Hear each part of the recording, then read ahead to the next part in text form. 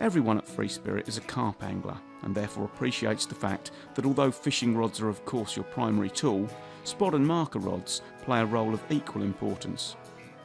Free Spirit produce a range of these rods to suit all applications and budgets, and are made to the same level of craftsmanship and production. Yeah, the long range marker, obviously feature finding, things like that, get long distances with it, and that's a standard build, the long range marker, straight off the shelf, and it meets every requirement we need. Big part of our fishing equipment. First thing you get out when you get in the swim, apart from the kettle, and that's the first thing you use, the first thing you know. You need to know what's in front of you, especially when you've only got 48 hours in one swim to sort out the fishing and get as many fish on the bank as you can. Is one of the most important things in your rods. Yeah, I've got a long range spod rod. I use it for most of my spodding. I've got a medium range one as well, but like I say, the long range spod allows me to use some of the bigger spods, especially the Free Spirit big spods.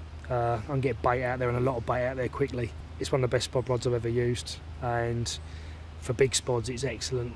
Can't fault it. Never had one break. I've had it for a couple of years, no problems at all. I actually have a pair of medium range spod rods. I obviously use one as a spod rod, and it's a cracking piece of kit that I think most anglers can compress happily. There are spod rods on the market that require quite specialist technique and a lot of power to fully compress it to get everything out of it. I find the multi-range spod rod really easy to pick up, cast, and you can hit some good distances. 125 yards is achievable by pretty much everyone. I actually use another multi-range spod rod as a marker rod.